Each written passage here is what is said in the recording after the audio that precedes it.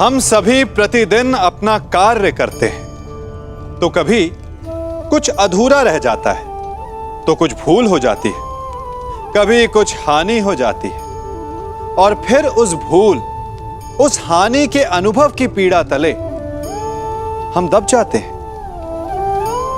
अब आप लोग कहेंगे कि ऐसा होना तो स्वाभाविक है। यदि ऐसा है तो तनिक सूर्य की ओर देखिए। वो प्रतिदिन अंधकार से लड़ता है और हर रात्रि के पश्चात एक नई ऊर्जा, एक नए तेज के साथ उदित होता है। तो क्यों ना आप भी अपने जीवन की बीती पुरानी बुरी बातों को भुलाकर अपना प्रत्येक दिन नई ऊर्जा, नए जीवन की तरह प्रारंभ करें। विश्वास कीजिए, आपका जीवन सरल हो जाएगा और आनंददायी भी।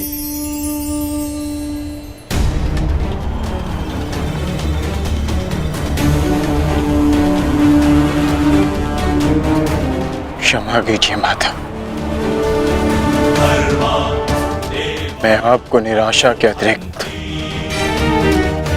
कुछ नहीं दे पाया। आज्ञा दीजिए।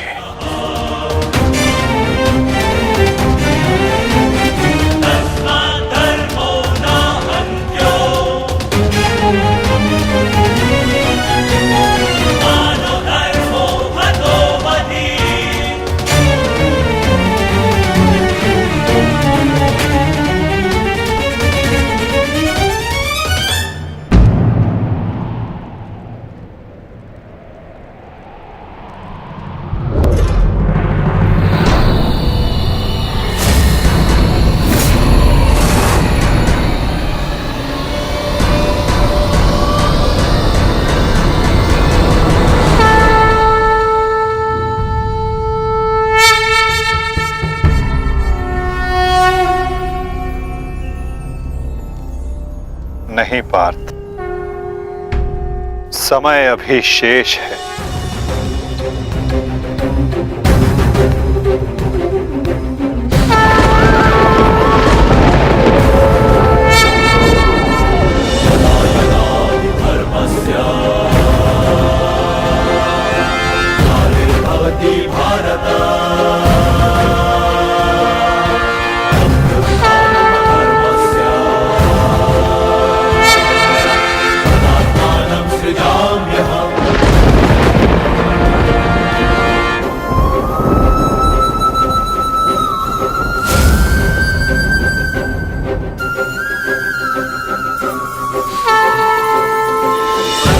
ये सूर्यास्त नहीं,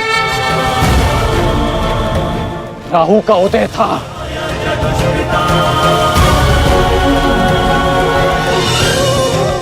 ये तो सूर्य ग्रहण है।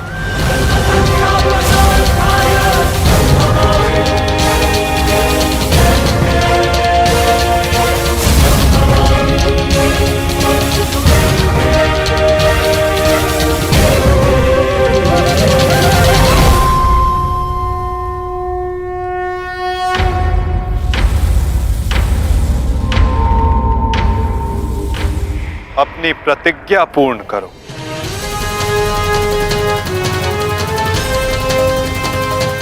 सूर्यास्त अभी नहीं हुआ है।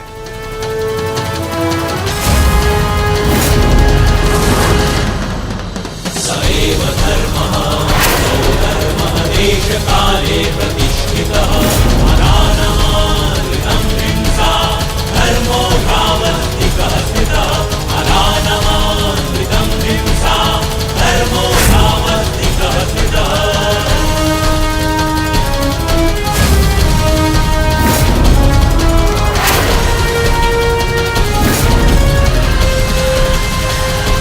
सुरक्षा पंक्ति। सएव धर्मः स्वधर्मः देशकाले प्रतिष्ठितः अनानमानृतं हिंसा धर्मो भावस्तिकः स्थितः। सएव धर्मः स्वधर्मः देशकाले प्रतिष्ठितः अनानमानृतं हिंसा धर्मो भावस्तिकः स्थितः अनानमानृतं। शर्पिलास्त्र पार्थ,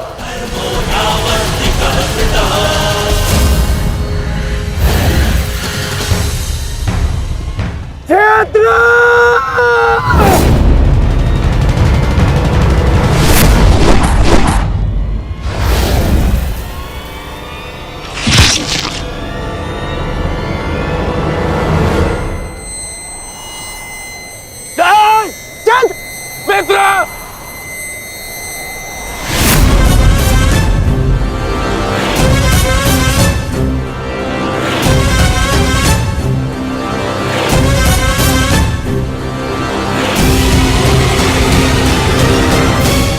अर्जुन, जयद्रथ का वध तो तुमने कर दिया, परंतु अपनी मृत्यु को टाल नहीं पाओगे तुम, हैं?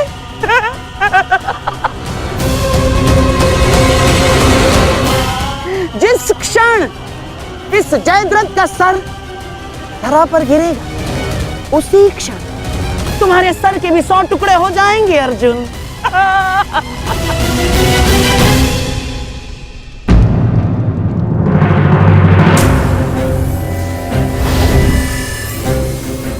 तुम तो विजय पाकर भी हार गए अर्जुन। और सबसे बड़ी हार किसकी हुई है जानते हो? हैं? तुम्हारे उस छलिए की।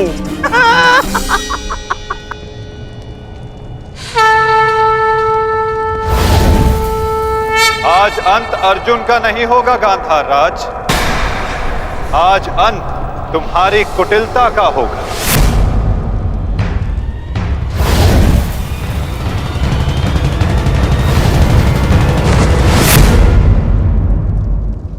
नहीं वृद्धक्षत्र, नहीं, उठना मत।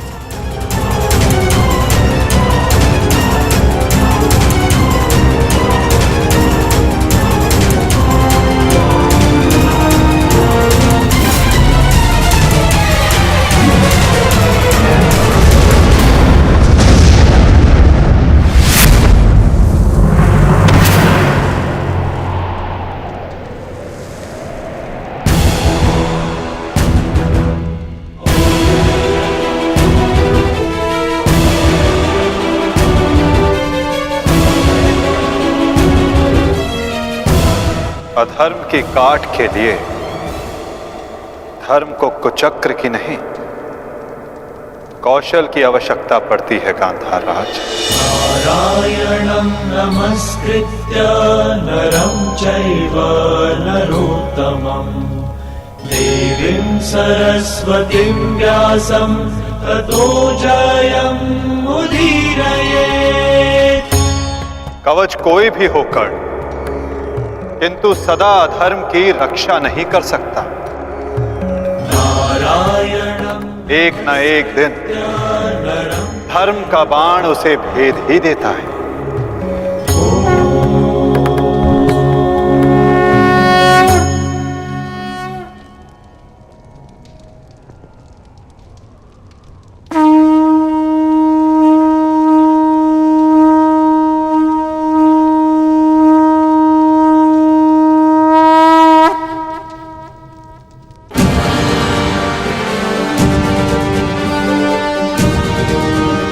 युद्ध का आज का दिन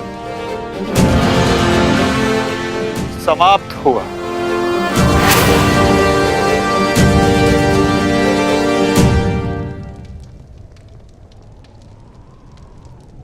तुमने अपना कर्तव्य पूर्ण किया पार्थ। अब चलो, अभिमन्यु को विदा करो।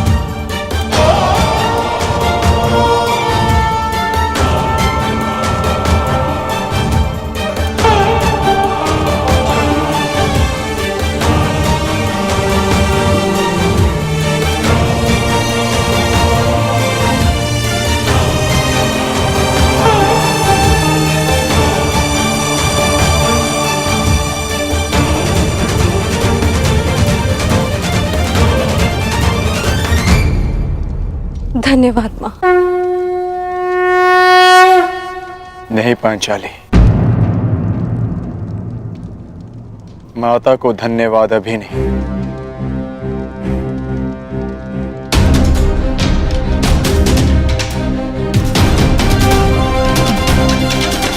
जयद्रथ का वध केवल प्रारंभ है। अभी तो उन सब का वध शेष है जिन्होंने घेर कर छल पूर्वक मेरे पुत्र की हत्या की।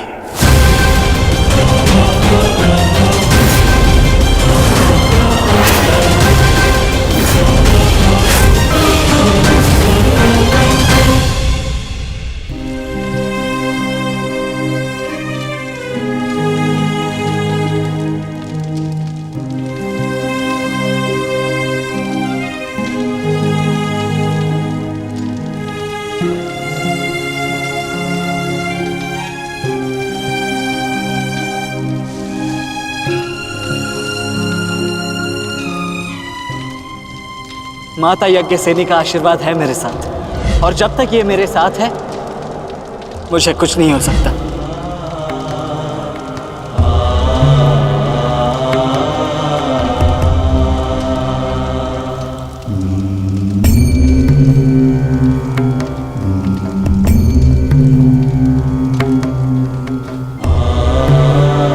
शांतिपूर्वक विदा लो वीर। धन्य हूं मैं कि मेरा कहीं ना कहीं तुमसे रक्त संबंध है।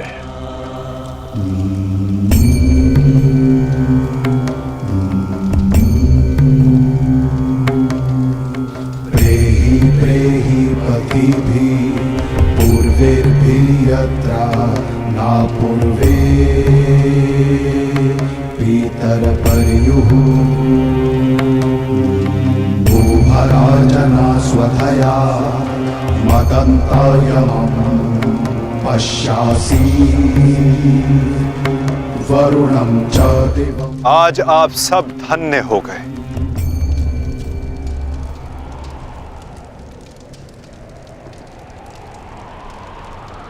शूरवीर अभिमन्यु के नाम से इतिहास में सदा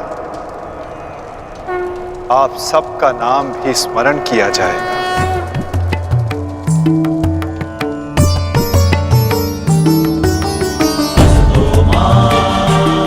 और जो जिस मंतव्य के लिए आता है उसे एक न एक दिन संसार से जाना ही होता है,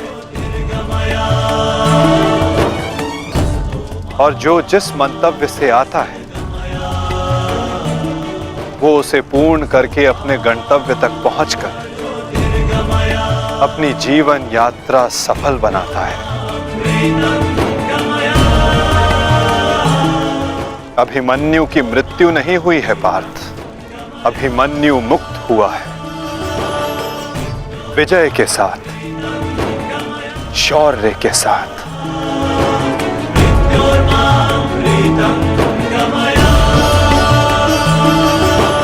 अपने इस क्षण को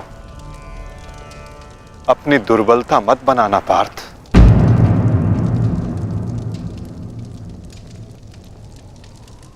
अपनी शक्ति बनाना।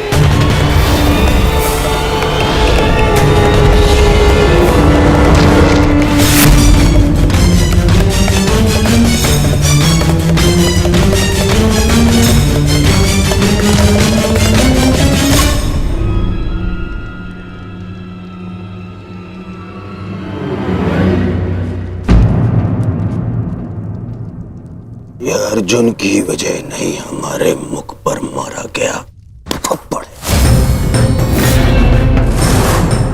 सारी कौरव सेना के सामने अर्जुन वो कर गया जिसकी उसने शपथ ली थी, और हम खड़े खड़े देखते रह गए, देखते रह गए, देखते रह गए, देखते रह गए। अच्छा है, अच्छा हुआ आपको अपनी दुर्बलता और अर्जुन के तेज का अनुमान हो गया। अब क्या करेंगे युवराज? युद्ध छोड़कर समर्पण का मन तो नहीं है आपका? बस बद्रराज बस। अब यदि एक भी अपशब्द कहा ज्येष्ठ के विषय में तो उचित नहीं होगा। तुमने कौन से तीर चला दिए? उस अर्जुन के समक्ष 2 पल नहीं खड़े रह सके तुम, 2 पल। तुम जैसे भीरुओं की हमारे शिविर में कोई आवश्यकता नहीं है।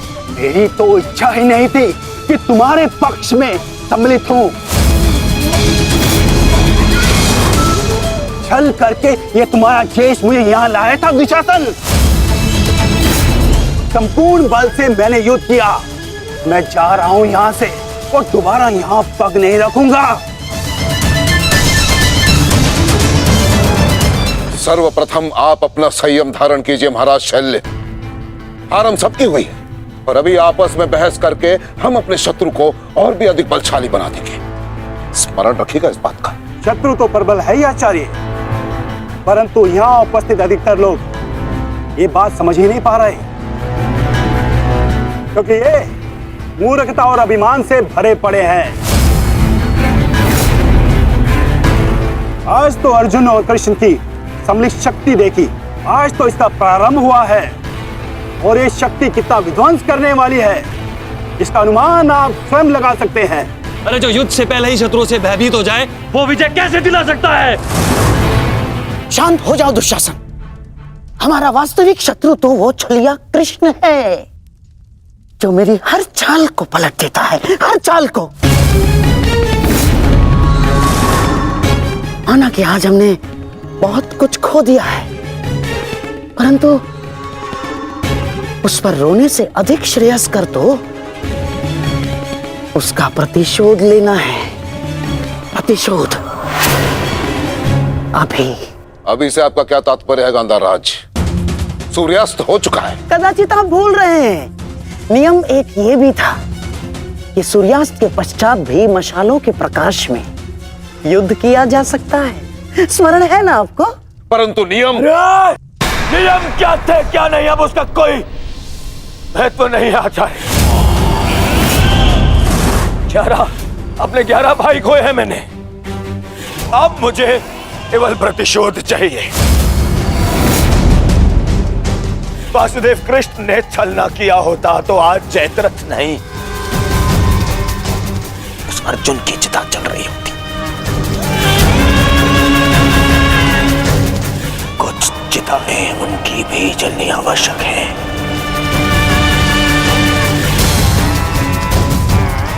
हम अभी आक्रमण करेंगे।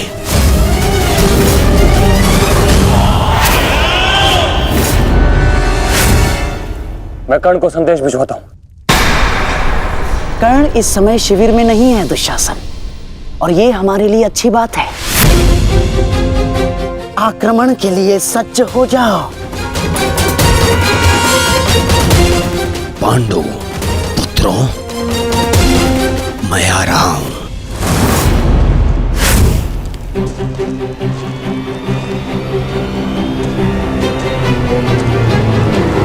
रुक जाओ, यह समय खेल खेलने का नहीं है वृषाली।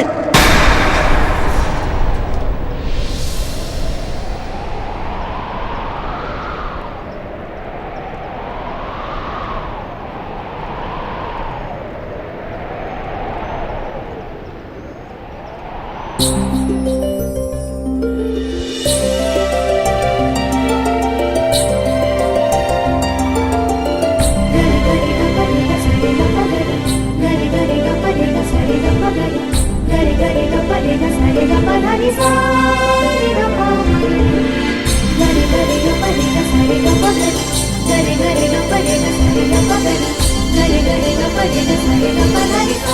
तुम जानते थे कि ये मैं हूं? हम बचपन से मित्र हैं वृषाली। ना ही मैं तुम्हारी हस्तलिपि भूल सकता हूं और ना ही तुम्हारे बाणों का वेदन।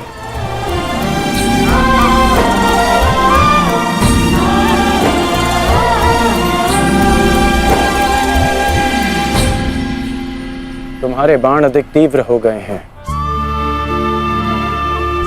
तुम्हारा लक्ष्य भेद अधिक सटीक हो गया है, परंतु तुम्हारी हस्तलिपि में कोई सुधार नहीं। बदले तो तुम भी नहीं हो कर्ण। मुस्कुराना तुमने अब भी नहीं सीखा।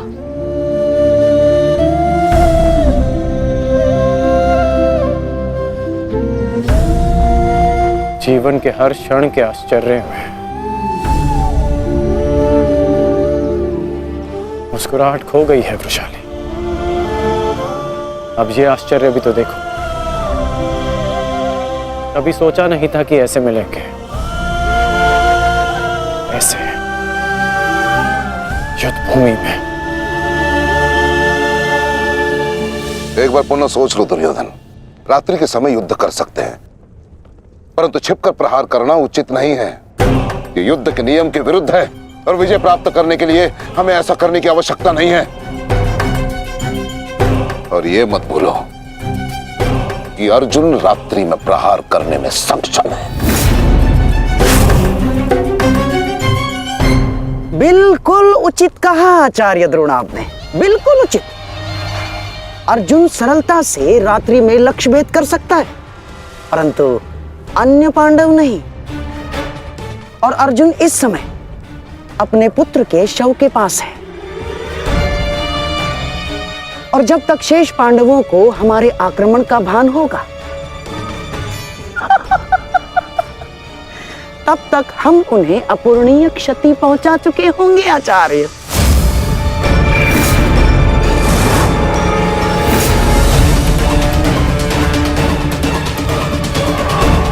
आक्रमण के लिए सज्ज हो जाओ और स्मरण रहे मेरे आदेश के पालन से पूर्व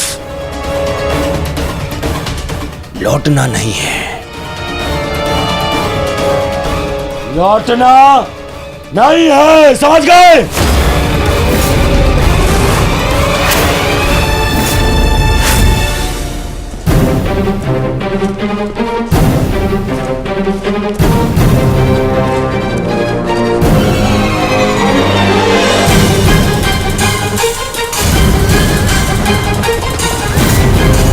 ये कोलाहल कैसा? ये सब क्या है? ये आक्रमण है। ये कौरवों ने युद्ध के नियमों का उल्लंघन करते हुए हम पे आक्रमण कर दिया है। हमें उन्हें उत्तर देना होगा। सावधान सैनिकों!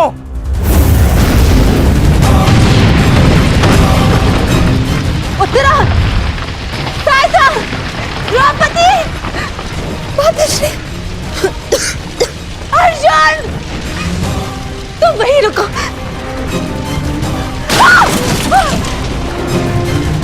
उत्तरा, भीम! तुम्हारे मन में ये प्रश्न होंगे कि मैं यहाँ इस भांति क्यों आई।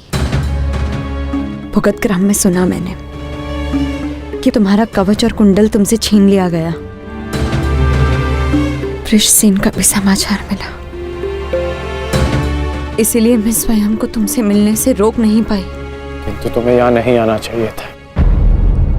क्या तुम्हारे पति और तुम्हारे परिवार को इससे कोई आपत्ति नहीं?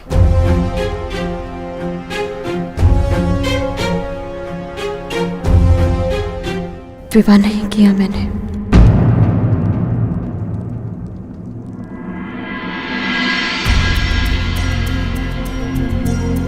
और परिवार के नाम पर मेरे बाल मित्र कर्ण के अतिरिक्त कोई और बचा नहीं।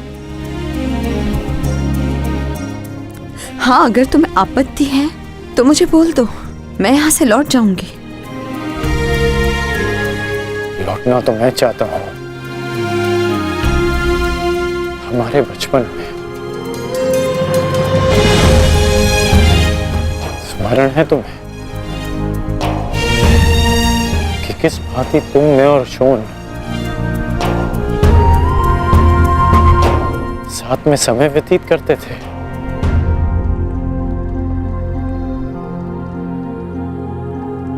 और आज देखो, हम यहां खड़े हैं। समझना कठिन है कि क्या उचित है और क्या अनुचित।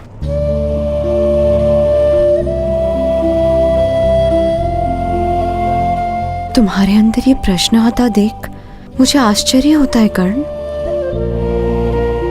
तुम ही कहते थे ना कर्ण कि मनुष्य जितना समर्थ बनता है, समाज के प्रति उसके कर्तव्य उतने बढ़ते चले जाते हैं। जितना बड़ा कर्तव्य, उसे पूर्ण करने के लिए उतनी ही पीड़ा का सामना करना पड़ता है। मुझे विश्वास है तुम पर कि तुम किसी भी पीड़ा और किसी भी बाधा का सामना कर सकते हो कर्ण। परंतु ये स्मरण रहे कि आज तुम जहां हो, यहां पहुंचने के लिए तुमने जीवन में कई त्याग किए हैं। और मुझे ये भी विश्वास है कि तुम्हारे ये सारे त्याग भी व्यर्थ नहीं जाएंगे। इस संसार में तुम जिस उद्देश्य से आए हो कर्ण, वो सारे उद्देश्य तुम्हें पूर्ण करने हैं। इस भांति कि ये संसार सदा तुम्हें स्मरण रखे।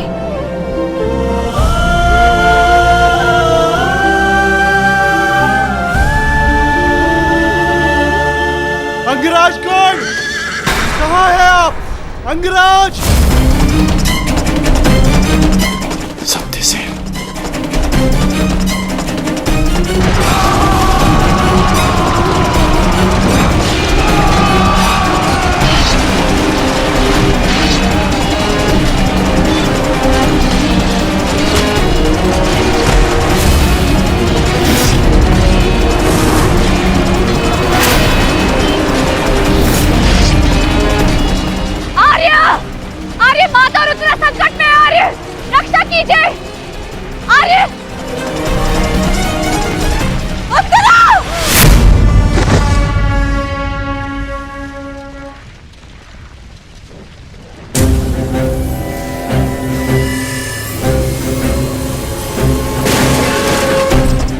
माताश्री, चलिए।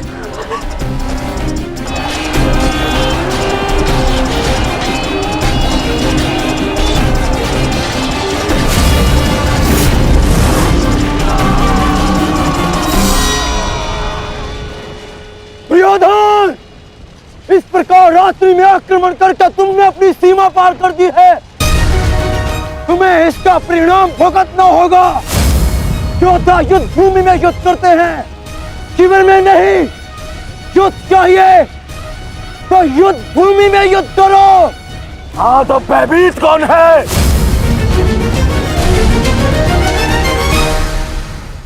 ये दुर्योधन ने उचित नहीं किया।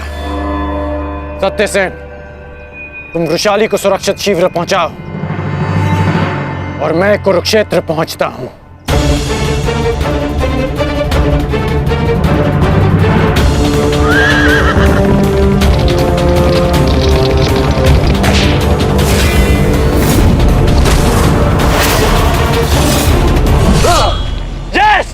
इस प्रकार अचानक आक्रमण से हमारे सैनिकों को क्षति पहुंची है।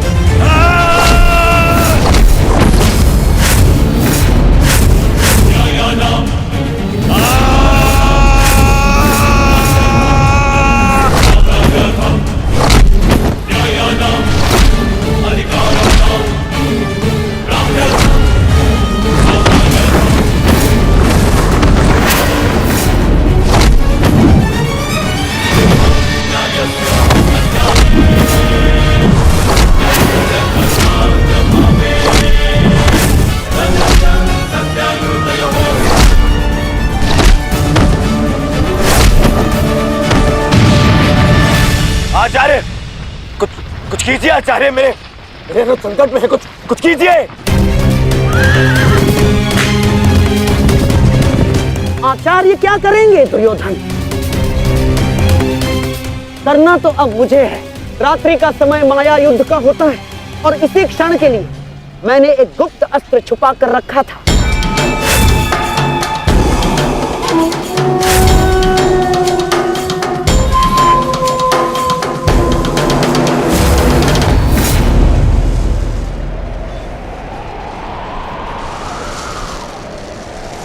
प्रकट हो जाओ अंगलूस।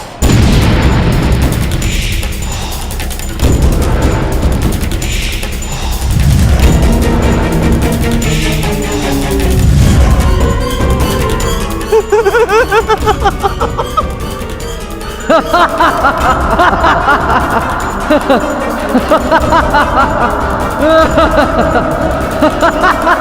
ha!